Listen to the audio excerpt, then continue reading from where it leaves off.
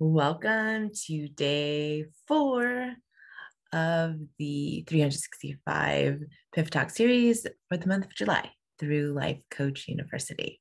Our one ask is that after your time here, you pay it forward with an intentional act of kindness. Hi, I'm Lani Kim, and you're here to rock out motherhood with me. Today, I'll be sharing about your to don't list, or I also like to call it the anti to do list. And it's a fun concept. And to me, it really kind of speaks to our idea or concept of rock stars, right? Kind of these rebellious, do what they want kind of people. Now, that's not always true, right? But this image that we have of ourselves. And, really that attitude is what sets them apart from other people, right? And I want to touch a little bit on that today, on the yes culture that we've been conditioned into. But I want to outline today. And so we're going to go over kind of 3 main, I call rock star mentalities. Okay. So, number 1, I'm going to go over just a list of benefits. And to me, it's like when a rock star is warming up, it's like tick, tick, tick, check, check, mic, right? Sound check, right? And it's this quick list of all the things, like the practical things that need to get done, right? Making sure, on stage you're in the right place. And, the volume control on everything is well, everyone's instruments are working. And, you're testing out your voice if you're singing. So really, that's what I think of the benefits. And really the rock star mentality with this, when I go into the benefits, is thinking about, when rock stars become stars or are stars, have been maybe for a while, one of the things we think about is their lifestyle, right? We think that their lifestyle entails personal assistance, right? And maybe saying no to things. And really think about it like in staying in your lane, right? They sing a certain genre of music, right? They typically don't sing different genres of music or many genres, right? And then what do rock stars get? They get paid, right? So what is your cost? So this is really why I kind of want to go into the benefits. So that's number 1, right? Benefits, kind of like warming up, but warming up your brain, maybe, right? Not maybe your voice, like your physical voice, but your mental voice, right? Speaking up for yourself.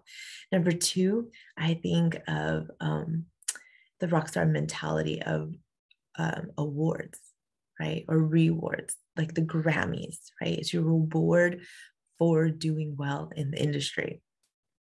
And number 3, I think of like the real deal, right? When we see an artist, we want to see their authenticity, right? So the rock star mentality here, I'm going to go into it, is Adele. And so those are the 3 things for today. So the benefits, the rewards, and the real deal. So the benefits list is what my intention for this is, really to do that brain warm up right now. Because if you are a to-doer and you're a mom who is struggling, and I don't even mean you have to be struggling on a daily basis, but maybe you have that day, that bad day, right? Or a bad week, or maybe it's a bad month. But what I'm saying is, needing help, learning how to do things differently. It doesn't say anything about your personhood and your value, right? There's just days and times and seasons of our life where we may be struggling, and not in everything, right? You might be rocking out your job, right? But you might find motherhood or fatherhood, right? Or just beinghood, difficult at times, right? So when we get to that point, what it does is it really starts to tap into our primitive brain, right? And just a quick aside, you have more or less two brains actually that work with each other, your primitive brain and your prefrontal cortex.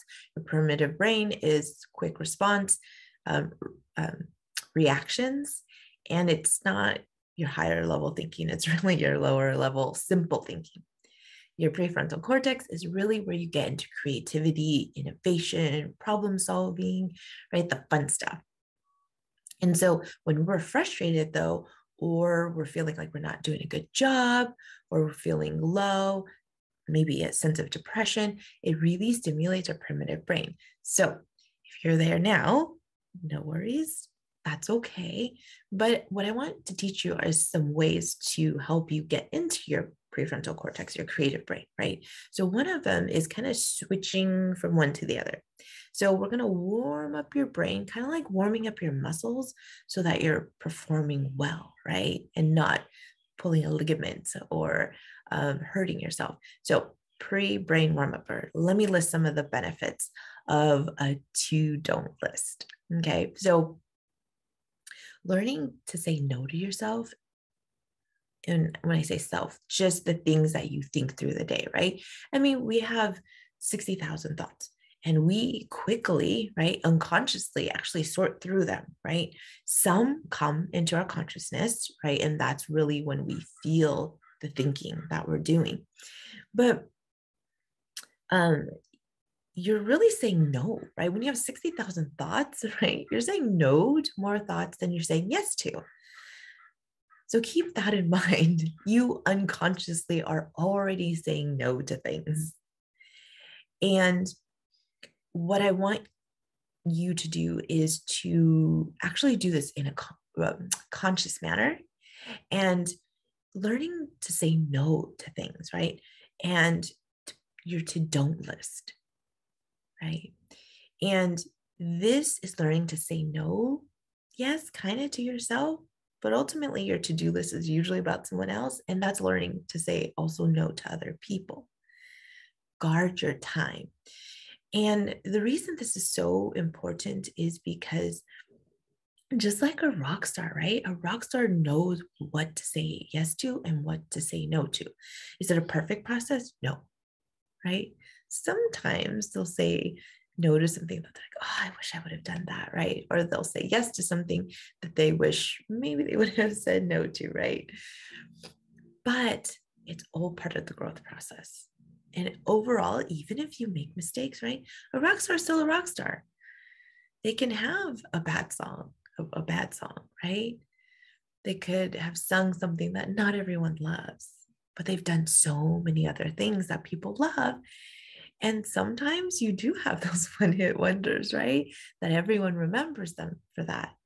So it doesn't mean that we have to be right the majority of our time. I think that's kind of how we think about things, right? I have to be right most of the time. Now, we're not intentionally doing things wrong, but really, when we are intentional and specific, like a rock star, we have a genre, we're focused on something, and we can rock it out. People remember us. It leaves an impression on people, right? It serves other people, right? And someone creates good music, the oldies, it's something that's part of people's fond memories, right? It puts us in a certain mood. It brings back certain memories, right? And that leaves an impression. That music serves us. And so learning how to say no is kind of part of your best practices, right? What are your best practices? And it's really learning to focus, learning patience. So often our to-do list is because we're impatient, right? We have a kind of thoughts floating around in our head of what we could be doing.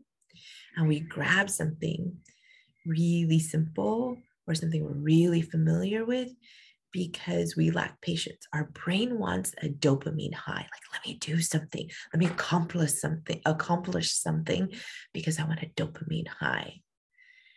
And so what a to-don't list teaches us is patience in learning when to do something, if we should do something. It's kind of like, I think of jump roping, right? When you jump rope, you have to learn timing, right? And it takes patience to learn that, right? And so bringing me to learning when is the best time to do something. When is the best time? It's just kind of like a rock star. They're not going to perform when nobody's there yet, right? They're going to do their performance when it is best, or showtime starts, right? They know when showtime is. Okay.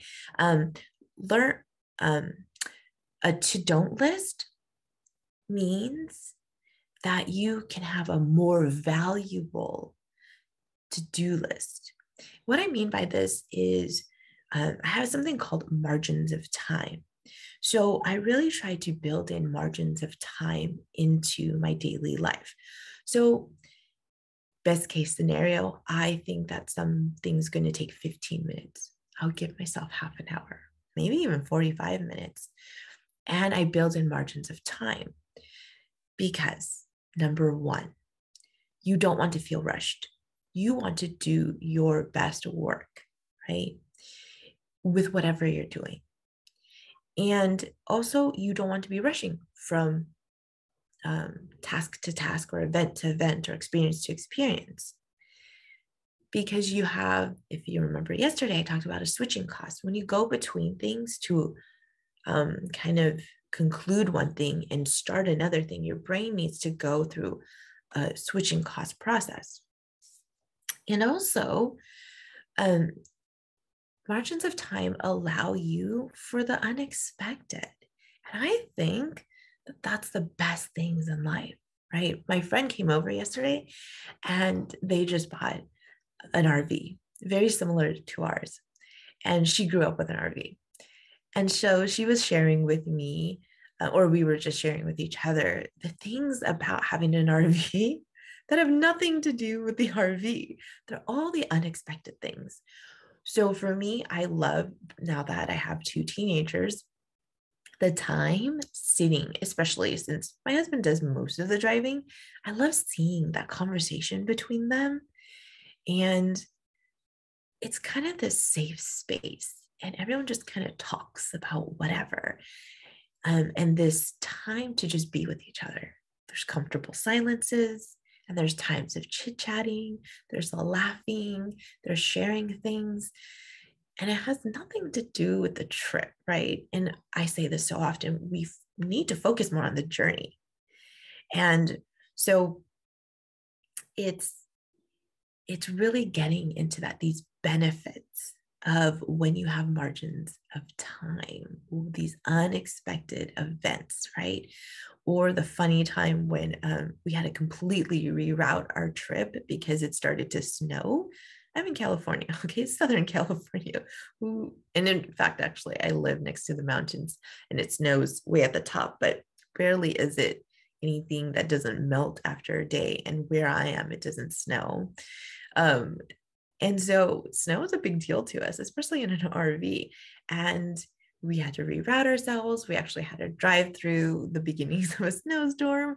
My son gets out of the RV. He's in shorts. And it's like, I don't know, 20 something degrees. It's snowing. We're clearly from California. But it is one of the memories that we love, are so fond of, right? But again, if we were so set on what we wanted to do and feeling disappointed because we couldn't go see Mount Rushmore, right? Instead of enjoying kind of, well, we were a little scared, but I mean, the thrill of this new adventure, we would never have those memories, right? We wouldn't look back fondly on them. We would just think about all the things we didn't get to do. Instead, we laugh about the fact that the water droplets, it was so cold that it actually froze in mid-trip. We have a picture of it. But again, it's because we built in margins of time to our ultimate destination. Mount Rushmore was on the way, but our ultimate destination was Minnesota. And because we had built in margins of time, we could get to our destination without feeling too stressed and enjoy the journey, including an unexpected snowstorm. But really, that's what I mean by your to don't list, right? We had to put a to don't on Mount Rushmore, but that allowed us this snowstorm adventure. And so that's what I want to really emphasize to you is your to don't list is really a different form of a to-do list. It just looks different. And really, this is where you grow those memories. And the other thing is, usually when you have these margins of time, it allows you to engage in things you benefit from and where you grow from, instead of busying yourself with things that honestly probably really don't have to be done. And they're probably not contributing to your growth. Okay, so the other thing is uncondition the yes response. And I'm going to go deeper into that. Grow in discomfort, which grows self-trust. And I'm going to go deeper into that. Learn to be and grow in discernment. And I'm going to go deeper into those. But really, like, think of all the benefits of a to don't list, right? Doesn't it sound amazing to have a to don't list right now? So think about your to don't list in a very different way. Okay, so there is your to don't list, or your benefits. So we've warmed up our brain, and now let's get into some meatier things. So those were your benefits. Number 2, I want to talk about rewards. That's what I want to think about it. So rewards, but I think of awards like the Grammys, right? And so I want you to think about rewards as awards.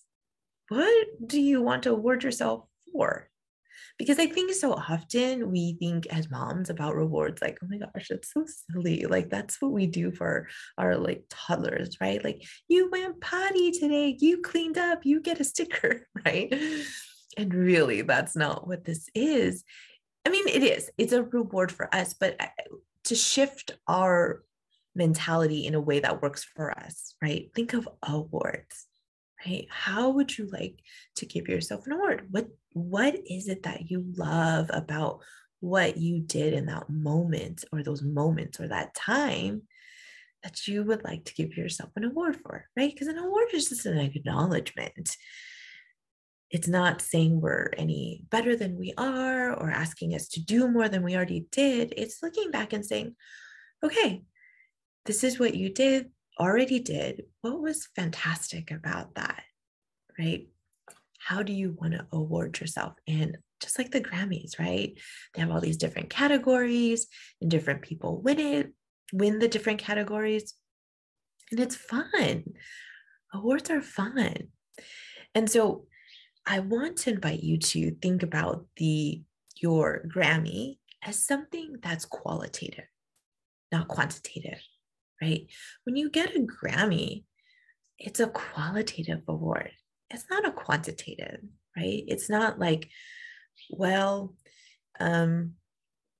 you are number 1 or number 2, or you are getting, or there's a number on the Grammy, right? There's no numbers. It's not quantitative. It's an award. And the number on it, I don't know actually what a real Grammy looks like up close, but at best it maybe has a year on it, right? But that's not like a quantitative, that's just a number, but a qualitative, the quality of your work. And so 2 things, depending on what stage you are in, if you deal with a lot of mom guilt, what I would say is when you to don't something, again, right? Often it creates a margin of time for you to do something. If you have a lot of mom guilt, use that time to indulge with your kids, Okay, not indulge your kids, but indulge with your kids. Play a game, go to the park, do something fun, something unexpected. Make it qualitative, right? And when I say quick, my daughter knows. My daughter knows the quick games and the not so quick games. So so say maybe we had a busy evening and we didn't spend like call it huddle time as a family, right? Like we're all there, we're all interacting with each other specifically, not like half the people are on their phone, but really that huddle time together as a family, when we're focused on bonding together. Well, sometimes she'll want a game and she knows, and she'll give me a list of the quick games. Hey, do you think we have time for these kinds of games or these types of games? And it's still qualitative. All of it is still time together, right? Whether it's this game or that game, it's fine. It's just qualitative time spent in our huddle time together. And so that's what I want to introduce for you if you deal with a lot of mom guilt, right? Now, if mom guilt isn't an issue you deal with, or you want to try to challenge yourself, is to, if you think of it two ways, focus on something that is already on your plate, right? And the reason I want to say this is because often when you get to focus on something that's already on your plate and you have that margin of time because you have a to-don't list, you actually create a more efficient system. Because when you're not focused, again, talking about yesterday, right? It's like you're multitasking in your head and you don't do things efficiently when you're multitasking. And often you forget things, right? So how can you already focus on something that's on your plate? And that can be, it doesn't have to be like work or a task. It could be something fun, like a hobby of yours. So you can create more efficiency, which actually creates more free time. And so when we put ourselves in a different mindset and we're in a mindset of abundance and goodness and positivity, right? Positive meaning adding value, right? Not just a, yay, everything's good when maybe it's not really. It helps our brain think in a way that is more efficient and more creative, right? And that's being innovative. And so that's one way, if you don't suffer from mom guilt, one way to award yourself. The other way is do something relational, right? Because we're talking about qualitative, what's a qualitative way to boost a relationship, inject a little bit of quality into a relationship that you have? So maybe coffee with a friend, and maybe coffee date night, date dessert time with your hubby, or even a kid. We do date nights with our kids. I have 3 children. And so my husband and I have a date night, and then each one of them has a date night. And then we do family date nights on Fridays. Now, does it work 100% of the time? No. And I actually don't expect it to. But what I know is that overall, that little bit of time, even if it is 2 weeks out of a month, that's still a whole lot of days. There's 52 weeks in a year. That's 26 times that I intentionally spent a day with my kid or an evening with my kid, right? And so back to relational. So injecting, right, some quality into a relationship. And it could be a kid with your kid, right? It might be like a park day with them or with your whole family, right? Huddle time. Maybe it's a movie night. Because you have a to-don't list, you can have this on your to-do list. Okay, so we're gonna take it up another notch. And this is the real deal, right? So rock star mentality in this is Adele.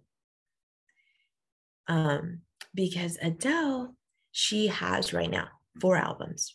They're labeled after her age: 19, 21, 25, and 30. And so there's 19 and 21, that's 2 years. Then 25, which is 4 years later, and then 30, which is 5 years later. And notice that the time gap increases. And even though the time has increased, it hasn't diminished from who she is, right? She is still Adele. And she doesn't have to put out an album every year or even every other year. And she's still Adele. Because when she's a rock star, she has learned her best practices, what she does well, and it leaves a lasting impression. So she can go 5 years without making an album, and she's still Adele. And people still write articles about her and her weight and her transformations, right? Because we're still captivated by the impression that she left. And so, what I also wanted to bring to mind is, what I want to make sure I convey is a rock star doesn't have to be complicated, right? It can be simple. Adele's a simple performer. And when she's herself, actually, I find she's so funny, right? And when you're yourself, you'll find your voice and where you're funny. So what comes to mind is there's this part of James Corden. He hosts shows, and he has something called carpool karaoke. And so Adele was on it. And so he's a host, and he picks up people in a car. I don't know how much of it is scripted, but and he's supposed to be driving them somewhere. So it's Adele. And it's always about singing.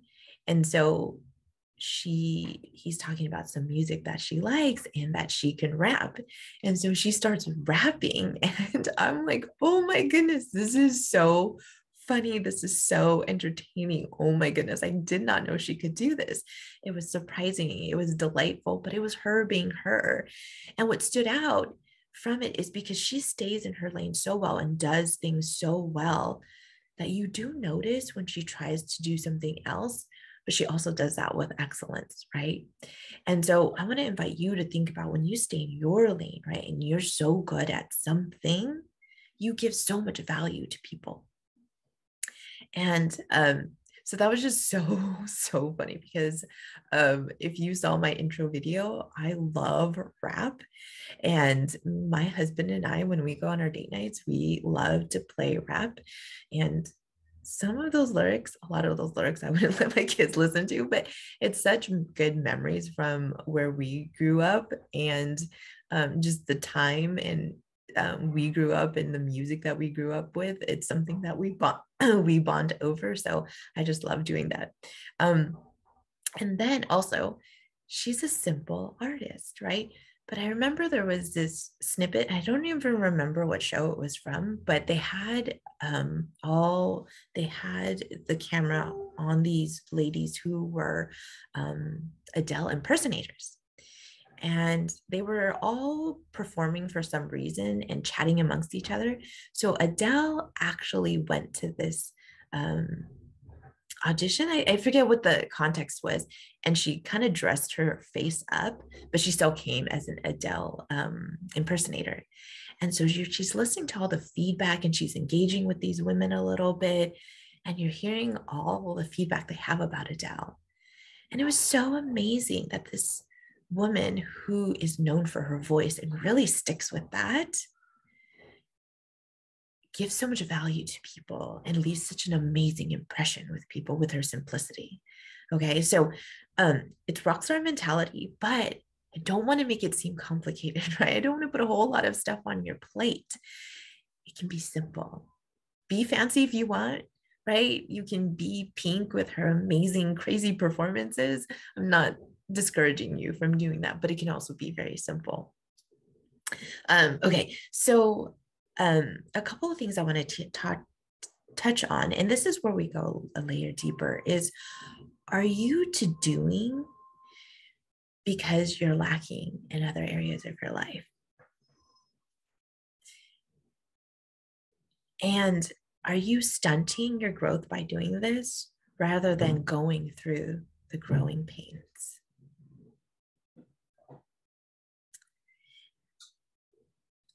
And so often we do this. I kind of touched on it earlier, right? We want this dopamine high. We want to feel good about ourselves. So we find something simple, short, easy to do, something familiar, because we're avoiding growth. And so what I want to say is, are you to doing because of that?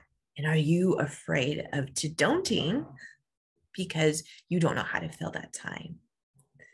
Or you're scared to fill that time with something you know you, in your heart of hearts, you'd rather be doing, but you're afraid to do.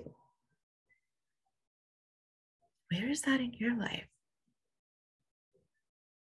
We all have it somewhere. It may not be specifically motherhood, might be a different, even different area of your life, but I guarantee you it's affecting your motherhood, because motherhood is who we are.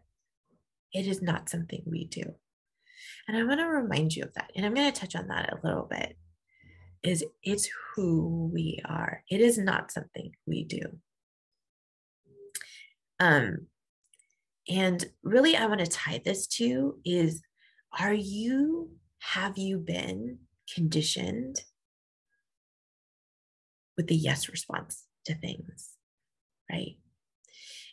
And so because we think when we say yes, it says something about ourselves, we create the to-do list because we think that that's who people want, who people expect.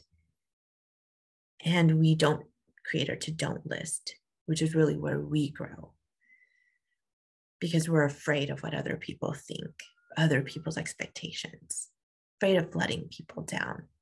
And we're afraid to trust who we are.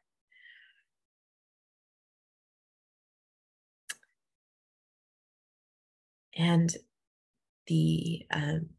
so yeah, are you to doing because you're afraid of your to-don't list, right? Don't take up too much space. Don't invest in yourself. Don't take time for yourself. Are you afraid of your to-don't list? So the other part I want to touch upon is discomfort.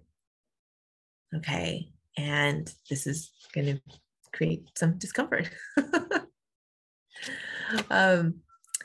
And really, to me, discomfort is about creating safety within your body. And when you create a to-don't list, you're going to get into discomfort.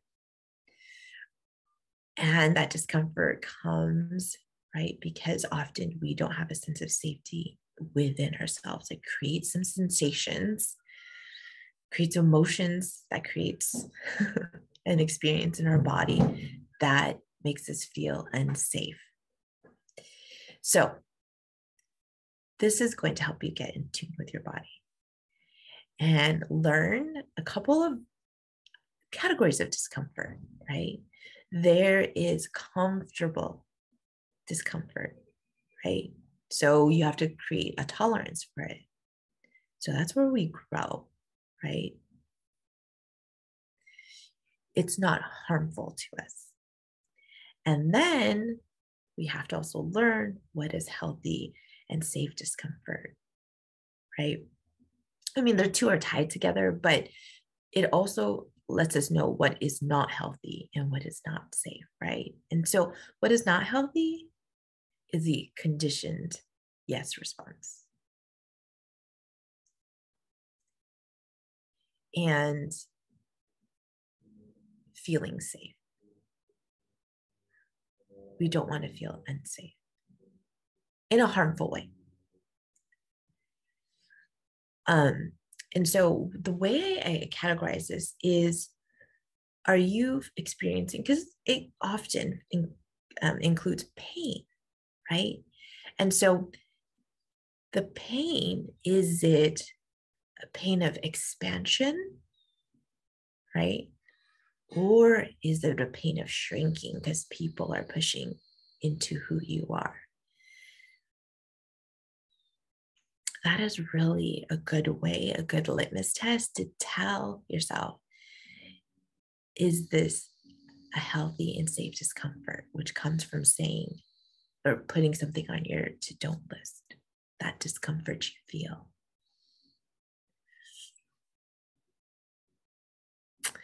And then learn to be instead of to do. And this really creates self-trust, right? It's another aspect of self-trust. So discomfort, you want to create self-safety. This is creating self-trust, right? And so what I love to think about is create a to-be list. Who is it you want to be? Not what do you want to do? Who do you want to be, right? As a rock star, right? A rock star is just a rock star. I mean, like, it's a being, right? It's not a to-doing. They do all kinds of different things. They make crazy decisions because you're being a rock star, right? When you're being a mom, it's not a to-do, it's a to-be. But you do have to trust yourself to know that in that moment, those moments, the way you carry yourself is rocking out motherhood, right? That decision that you make in that moment to trust yourself, that you don't have to have a to-do list. You can do it on the fly.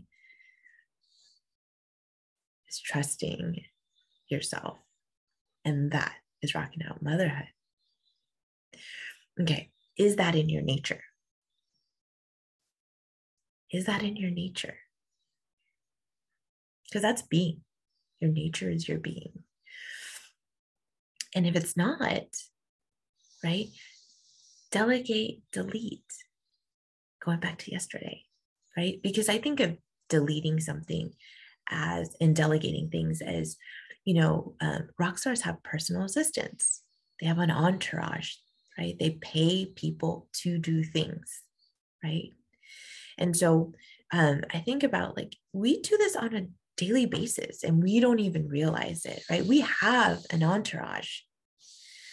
Our entourage looks like the grocery store. Do you farm your own groceries? Maybe some of you do. I mean, we have a backyard, we grow fruit, we grow things, right? But I still go to the grocery store. I don't grow my own oats. I don't have animals, so I don't butcher my meat. I go to the grocery store. An accountant. I have an accountant. I did my taxes for many, many years, but it got to the point where it was a little taxing. It took a lot of time and it was a lot of work. And to me, I thought of my time very differently. I could be serving other clients, right? I could. And so paying for an accountant was totally worth it for me. An electrician, a plumber, my husband, hands down, will pay for an electrician and a plumber. He doesn't do electricity and water. He'll build things, but he is not an electrician, or doesn't feel comfortable with electricity and water, especially when the two meet together. And so that is our entourage, right? So you're not below having an entourage. You already have one. You just don't think about it that way. Okay, so delegate and delete. And also thinking about, what are other ways to get the thing done, whatever that thing is, right? Just like hiring an electrician, hiring a painter, you're still getting it done, right? And this is really where innovation is born. And this is where you get to be innovative. You get into your creative mind. And remember, when you get into your creative mind, it's not just at that moment, and it's just not that issue you're dealing with. I guarantee you, when you're in a creative mind, you are creative in so many other areas of your life. And so it's not just, again, this one unidimensional experience. And again, this is what I love about motherhood, right?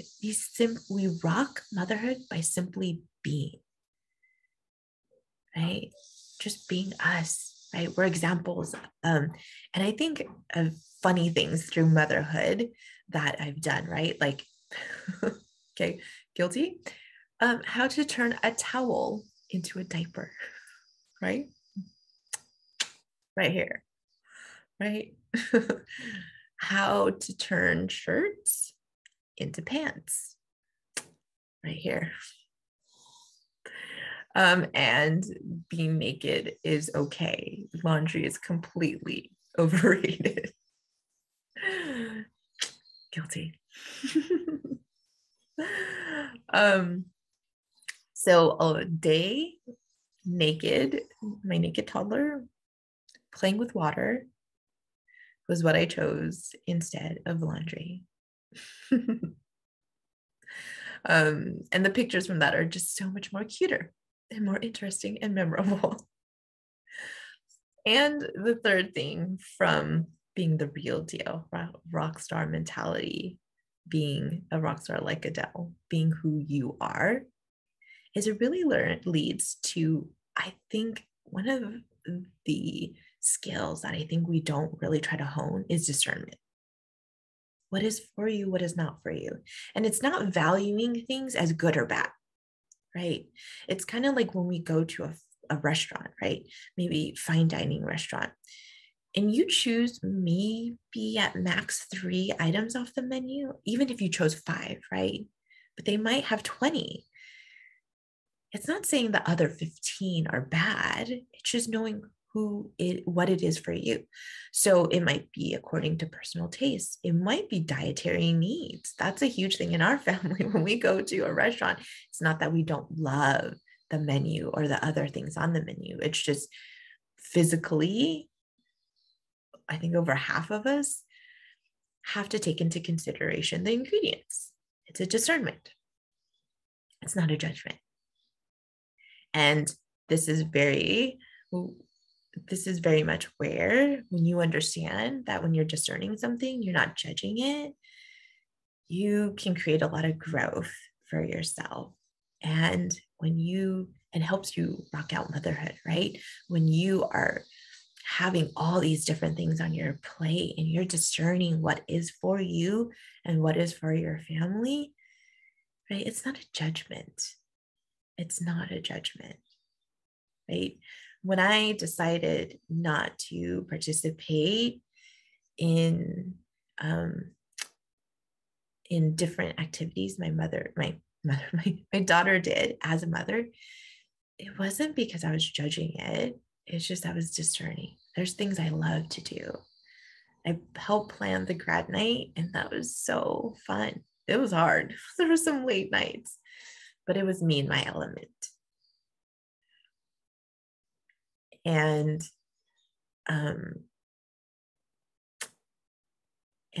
I had to decline hosting their spaghetti dinner because there was a lot of different protocols to it, and that wasn't me in my element. It didn't allow me to feel hospitable the way it was written up. We've helped out before, but this year I said no. That was discerning. I supported it. My daughter went through to it. I sent over food. It wasn't a judgment. It was a discernment. And that is really what I wish for you, is to know that when you're discerning, you're not judging others and yourself. All right. So we have some comments here. Yay. All right.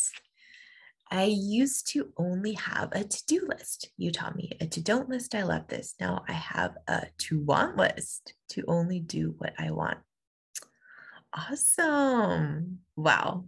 Thank you. You just shared something with me that I get to now pass on to the people I work with. That's amazing to want, right? And I love this because this is when you listen to these things, and maybe I said things that are put you in discomfort or hard to hear, but once you get yourself into that creative brain, look at the amazing things that you get to do. You get to create a to want list, right? That's amazing. Thank you for sharing that. Okay, here's another comment. For so long, I lived my life by my to-do list and also a I should list. Yeah, I should work 40 plus hours. I should cook all the meals. I should drive my kids to clubs. I should. And the list goes on and on. Definitely. Yeah. And this is really what I wanted to touch upon and connect with the conditioned yes response. We are so wanting other people's approval that we say yes to things because we don't like the discomfort, right? Or maybe even sense of disapproval, right? Sometimes it's uncomfortable when we have to say no to someone, even though it's not a big deal to them, we feel that discomfort, right? There's all these stories we create in our head, like, oh, they're disappointed, they don't like me anymore, I'm letting them down, all these stories, right? And maybe they actually, it's not even a big deal to them. Or we create the sense of like, oh, there's actual disapproval from them, right? So we create this I should list for approval because we lack that self, having your own back, right? That it's okay if people disapprove. It's okay if actually other people are just in discomfort, right? Maybe you guys are sharing a space of discomfort. That's okay. And you have to have your own back to be in that space. And to know that, and it's a huge sense of responsibility too, that we often put on others. We want the dopamine high. And so we seek out external approval because we don't want to be responsible for giving ourselves and responsible for our own sense of approval. So we do a lot of shoulds because we want to make it someone else's responsibility. I should do this because someone else is relying on me. I should do this because of someone else. And that's often because we're not taking responsibility for our own approval, right? And being unattached to the fact that someone else's response for us, we're not responsible for, right? We don't control it. Not so much responsible for, we can have a sense of an attachment, right? So if you decide, I mean, even the simple things, right? So I think of even choosing a restaurant, right? So often I will go into that mode of like, well, I don't mind eating there. So we'll just go with the kids because they'll be happy, right? But really, what is kind of underneath that is I don't want to hear about it. I just want my kids to enjoy the meal so I don't have to hear them complain. Rather than, no, we're going to go to the restaurant I want to go to because whatever reason, because I'm the mom. But, and we want to avoid them complaining about it, right? We don't want to take responsibility for our reaction, because I often tell my kids, rule number one, we don't complain when we go out to eat. We don't take money that we have earned and spend it on something that you're going to complain about. No, we don't do that. But I have to teach them, right? I had to teach them. That wasn't always comfortable. And I didn't always love my reaction, to tell you the truth. I'd be like, oh my gosh, you guys are so ungrateful. I mean, we're sitting here paying for your dinner, right? It's because I'm attached to the outcome. And I don't want to take responsibility for that. I'd rather go to the restaurant that they like to eat at, so I don't hear comments and I don't have to control my own response, right? So